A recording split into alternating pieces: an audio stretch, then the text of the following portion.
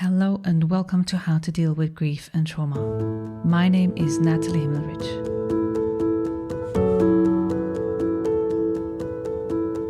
Today I speak with Pinky, who lost her son due to an inflammation that affected his heart when he was just a few months old. The birth and the loss of Leonardo both happened during the COVID pandemic, and both Pinky and her husband understandably felt extremely isolated in their grief. Pinky dealt with her grief by joining a grief support group and seeing a therapist.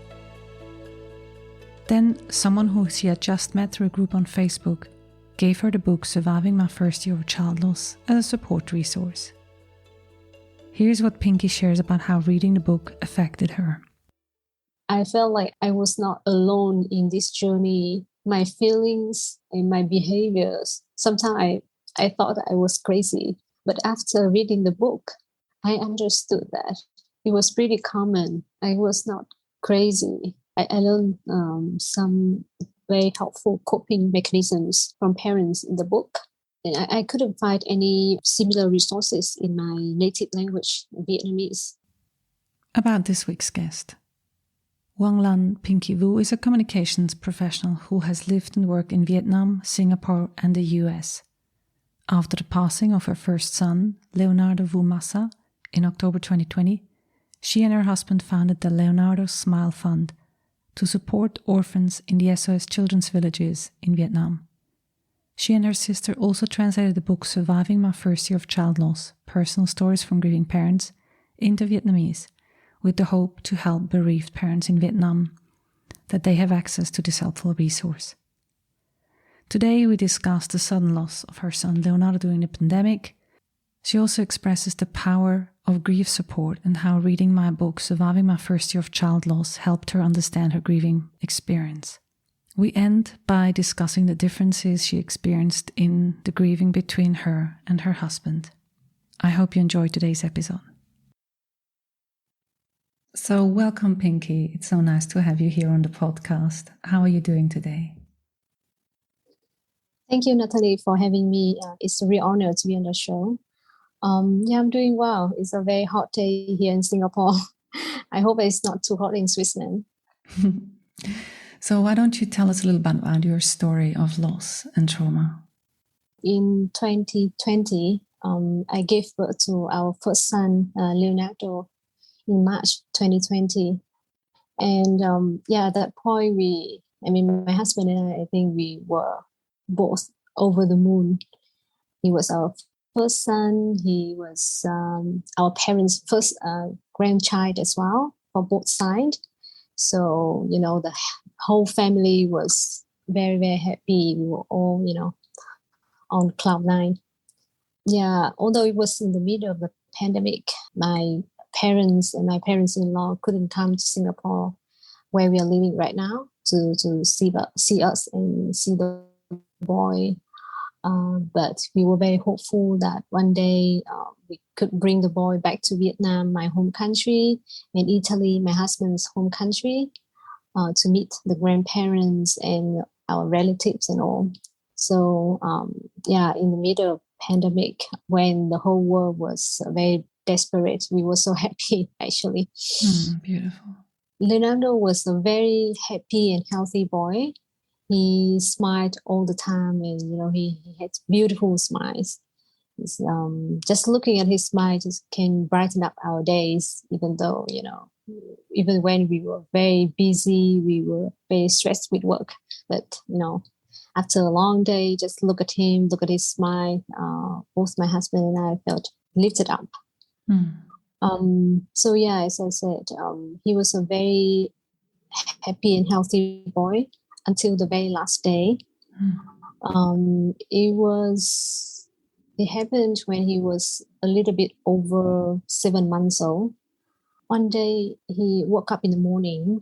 Instead of smiling with us like other days, he started screaming, and his face turned pale, purple.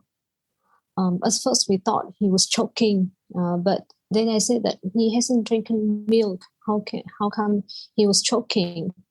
So we called the ambulance immediately, and the paramedic team came after 15-20 minutes. They started checking his heart, and but I think that at that point his heart stopped beating already. He just so they rushed him to the emergency room, where they put us in another room. At that point, I already felt very worried, because I thought something serious. It was something very serious, because they put us in a separate room instead of letting us waiting outside like other people. But I was still very hopeful that, this is Singapore. This is they have one of the best healthcare systems in the world. We are at the best hospitals in Singapore. So I was very hopeful that some sort of miracle will happen. But after 45 minutes, a doctor came in, and she told us that they tried very hard, but they couldn't get the pulse back. So they decided to stop, because at that moment, even if his heart started beating again, his brain already damaged, because, without blood circulation, for 45 minutes. So they decided to stop. At first, I was like, I couldn't even process the information. So I looked at her and I asked her, what does it mean? And my husband looked at me and said, you mean the boy already died? I really, I couldn't stand on my feet. So I just collapsed on the floor. Yeah. And then they let me to go in the emergency room to be with Leonardo. When I was there, his body was still very warm. So I hugged him, and I still can feel the warmth from his body. And so I kept calling his name, and I kept calling his name and telling him to come back. My husband was also very devastated. It took him a while to join me in the emergency room. Okay. So you were alone at that time? Yeah, I was there by myself, and there was a social worker from the hospital who was there with me to comfort me. I also keep asking her, his body is very warm. Is there a chance that he will come back? Because I didn't believe it. I couldn't believe it. He was just, he woke up in the middle of the night, the previous night, to drink milk from me. I breastfed him. So it just a few hours ago, he was still, in my arms, drinking milk, happily go back to sleep.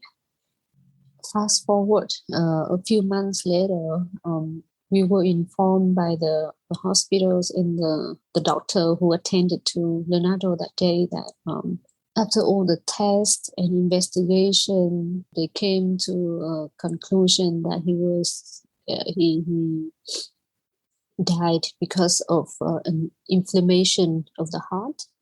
Okay. And most likely it was caused by an infection, but they couldn't find what kind of virus that caused that infection. And because he didn't have any fever in the previous days leading to that incident, so it was extremely hard to pick up. Yeah.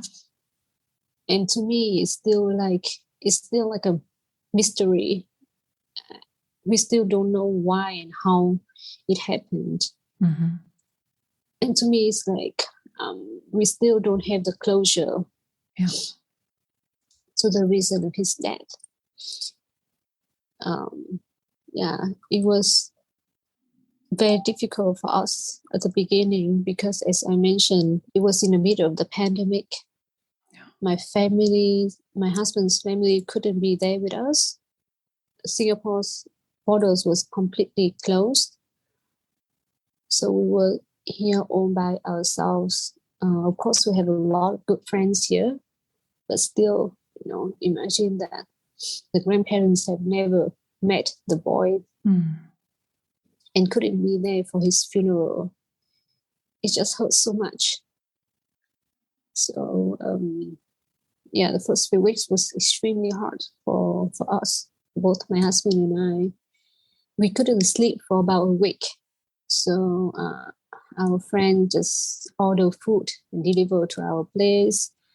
And because of the pandemic also, there not many people could visit. And they brought like milk, for me to drink because I couldn't eat food. I couldn't swallow anything. So they just gave us milk, in the first few weeks. We were so desperate to find ways to lessen our pain because, it's so enormous, it's so unbearable, it's so raw. It was so raw that every minute, every single second, if I felt like if someone grabbed my heart and squeeze it, I couldn't breathe all the time. When I listened to your story, the combination of the pandemic and the loneliness and the grief and the trauma of having something happen so fast, so unexpected, as you describe it. One moment he was okay, and then a couple of hours later he was already dead. I mean, this whole combination of things, I mean, what we find that the initial support is pivotal in someone's life after loss and trauma. And given the situation, this kind of initial support was quite different to other situations when or before the pandemic, I can imagine. I've got one question, something that caught my interest. You said that they came back with the understanding that there was an inflammation in his heart. So, or some reasons were given, but you didn't understand what led to that reason. And as you probably know, there's lots of parents who actually have no idea why their children died. They don't actually ever get a reason. And still, you say that there's no closure because you don't have the dots leading up to why did this happen. What did that do to you to know on one side, okay, he had an inflammation in his heart, and this is what caused the death, but on the other side, not knowing what actually led to that inflammation? That kind of the lack of information really made me question my parenting skills at first, because I was thinking, was there anything that I missed? Any signs, any symptoms that I missed because I was a first-time mom, right? I was questioning myself. So we went to his doctor, to see his doctor, and then the doctor referred us to a cardiologist, and we brought the report to the cardiologist to ask for his opinion. And after reading the report, he looked at us and he said that it's impossible to pick up. You are just unlucky.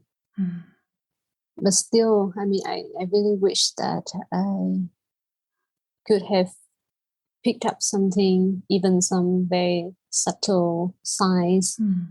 But you don't know what you don't know, right? Exactly. Yeah, hindsight is that kind of thing where afterwards what you should have known before, or you think you should have known before. Something that you mentioned here is very common, mothers specifically, but parents in general. They look at, what did I miss? Where is my part? There's self-guilt that comes with it, and self-blame as well. It's important to understand that even though it might not be able to pick up, that questioning oneself is very common. Yeah. Later on, I learned that it's pretty common after speaking with the other parents, other grieving parents. So I think in the early days, what really helped me was joining this group of parents who also experienced the loss of their child. And so I'm very grateful to those parents who opened their hearts and tell me their stories, tell me about their healing journey as well, who gave me assurance that things will get better one day. Although it sounded impossible at the beginning, but it could get better one day. So I found it very helpful to have conversation with other parents. There's one group in Singapore that we meet every month. I believe that before the pandemic, they met in person, but since pandemic, they moved to online meetings. So we met every month via Zoom.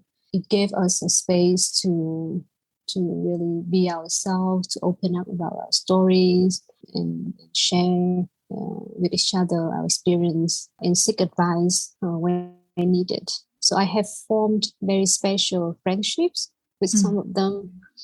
We met up in person afterwards, went out for coffee, for dinner, and we talked about our children. We cried together. I remember one time we burst into tears during dinner. We didn't care about other people. We just cried when talking about our babies. One woman from this group that I only knew her on Facebook because I posted my story on the Facebook group, and she contacted me and she told me that there's a book that she found particularly helpful for her. Could I like to get the book? She would send it to my house, and that's your books. Surviving the first year of child loss. So the lady sent the book to me, and when I read it, I really felt comfort and hope from the stories told by parents all over the world. I felt like I was not alone in this journey. My feelings and my behaviors, sometimes I thought I was crazy, but after reading the book, I understood that it was pretty common. I was not crazy. I learned some very helpful coping mechanisms from parents in the book. And I couldn't find any similar resources in my native language, Vietnamese. So after a while, I decided to translate this book into Vietnamese so that other parents in Vietnam could access this resource. So I I reached out to you and asked for permission, and thank you so much for letting me bring this book to other parents in Vietnam. And I just want to share with you that the book will be published in June 2022. We already got a lot of good feedback from readers who are looking forward to reading the book. And thank you so much for sharing how you actually first got in contact with my book, because I didn't know that part of the story. So, and it's very touching for me that you say it brought you hope, because as you know, the middle name of my daughter who passed away is Hope. And also the 26 other people who shared their story in there. I mean, for them to know that this had such an effect on you is really touching. So thank you for that. And even now, I still haven't met the lady who sent me the book. Wow. Yeah. Is she not from Singapore then? No, she's from Singapore. Okay. But we haven't met. Yeah, we just communicated on Facebook. Once in a while, we could, send each other some messages, checking on each other, asking how you're doing and things like that. We haven't met, and I don't know if she knew that her act of kindness has brought just a big impact on me and on other people who will benefit from the Vietnamese translation of the book. She might not be aware of that, although she knows that I'm translating the book into Vietnamese, but she might not be aware of how big the impact would be. I'm sure you can send her a message and then share that podcast with her, and then she can have a listen to that. Yeah, sure. Wow. In openness to all the listeners here, this is the first time that actually me and Pinky meet. So, and talk privately. We've spoken about the book translation, about that part, but to finally meet you in person and hear your story in such details is such an honor for me. So, tell me, you already shared about the beginning and how hard it was, and there were things that helped you. What would you wish you would have known at the beginning of your grieving and healing journey? I would say that I wish that I had known that mothers and fathers grieve differently. Yeah, because at the beginning, sometimes I felt like I couldn't connect with my husband. I cried a lot. I cried out loud, but he was always in silence. Okay. I found it hard to get a connection at the beginning. And then one day I came home and I saw him watching Leonardo's videos and photos in silence. So in that moment, I came to understand that I'm the one who always cries it out loud, but he's the one who quietly swallows the pain inside. Yeah. I have a very good friend here in Singapore. She's very mature. She's much older than me.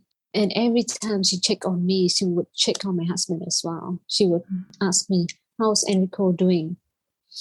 And that occurred to me that because people tend to think that it's harder for mother after the loss of the child, because naturally we are closer to the baby. But we must understand, and we must, fathers might not be very expressive about their pain, Exactly.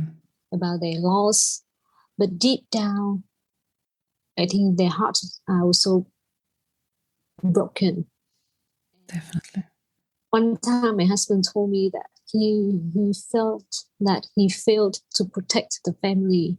He failed to protect his son. But the society has this kind of expectation that boys don't cry, right?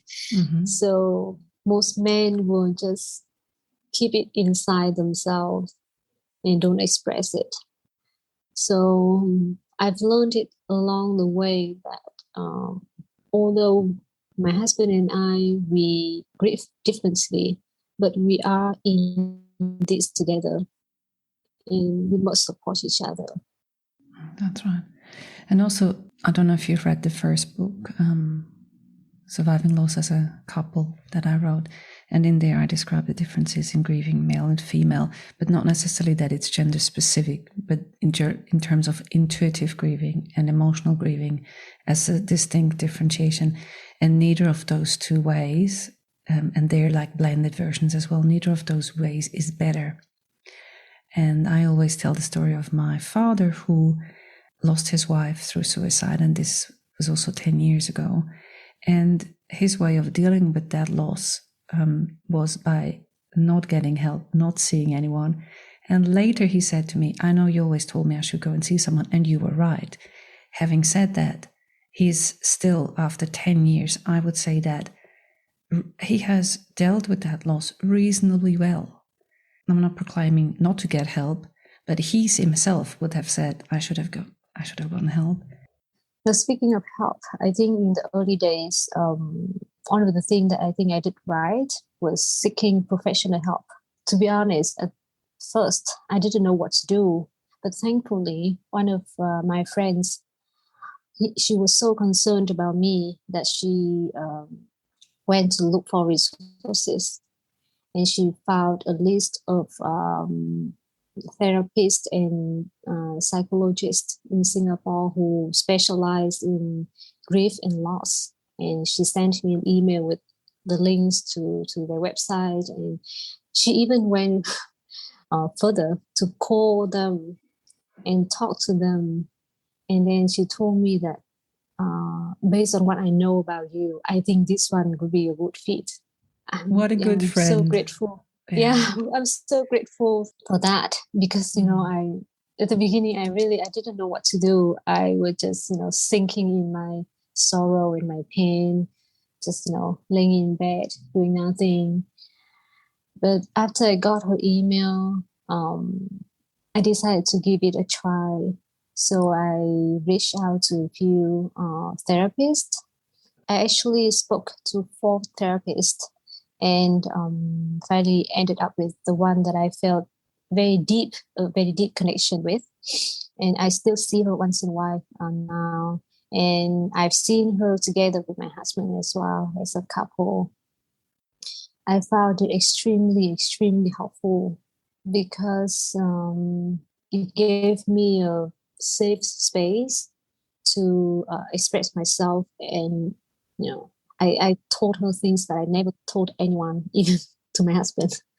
Yeah, because I know that she would listen to me without judgment. She could help me to look deep into me, to have a better understanding of my grief and loss, and find a healthy coping mechanism that works for me. So yeah, I think that that was very helpful for me.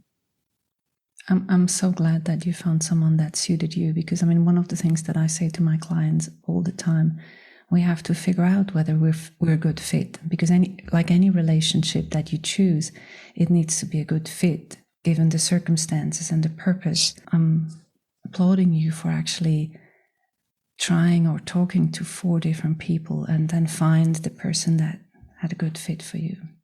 What do you think your husband did he do to support himself? What resources did he use? It's hard to speak for him, but I think that he also found therapy sections with the psychologist helpful as well. So we've seen the therapist together. We've seen her separately as well. Okay. So yeah, so we had a chance to talk about our grief as a couple, but we also talk about grief as an individual to her. So I don't know what happened in those sections. Yeah. My husband also had no idea what I discussed with my therapist during my private sections. I think it's important to have our private moments with a therapist as well. And on top of this, we attended a meditation class. So we learned to meditate, and we also attended a painting class. We learned to express ourselves through painting, through drawing. So I think those quite helpful as well. Beautiful. You did quite a lot of things also together. I'm impressed. I heard that this kind of loss, the loss of a child, can break up a couple. But for us, I'm very grateful that it actually brought us closer to each other. I had another podcast with a lady whose thoughts about relationship and grief I find very interesting. And she said she finds that grief, the loss of a child, accentuates either the differences or the connections. And couples who have had a challenging relationship before, they will be obviously more challenged, because in what I say is the loss brings you back to your bottom, to your baseline, to your resources, and it has to do with yourself, so how you are. And even 18 months after my loss, I said to my then husband, I said, you have the chance, or you have the possibility to leave at any moment. I am stuck with myself. The expression I meant was I was having such a challenge with myself, with my new self, with my post-loss, who I felt I was and how I felt. But I felt, well, he could leave me because I felt I was impossible to be with at that time. But I was stuck with myself. So yeah, it brings you back to your baseline. So overall, Pinky, what would you say? How has your loss and trauma shaped you, or what has your journey taught you? I think it has shaped me in both ways. I could say negative and positive ways. I think because of these losses, I became a lot more anxious, more worried about the well-being of my family, my loved ones. Previously, before the loss of Leonardo, I was really a happy-go-lucky person. I was very positive. I always optimistic about life. I thought that if I'm happy, then I will always be lucky. But because of this, I came to realize that uh, there are things that are out our control. But no matter how hard I try, I still cannot control the situation. This kind of unexpected disaster could happen to us.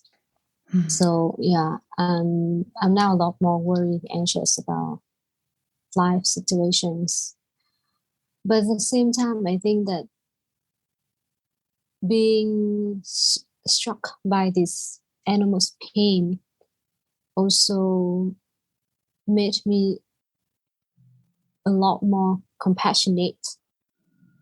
I can now connect to other people who suffer from pain at a deeper level.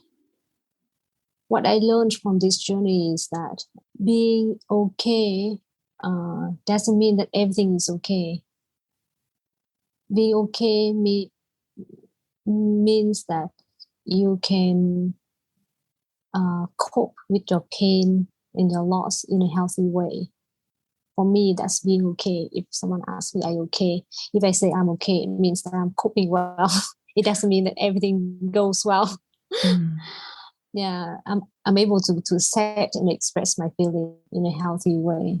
That's me being okay to me. This is exactly how I see it. So thank you, Pinky. Would it be okay to now just ask you the rapid fire questions? These are just 5 questions where I ask you to finish the sentence, the same questions that I ask each and every one of my podcast guests. Shall we go? Shall we start? So the first one, grieving and trauma means?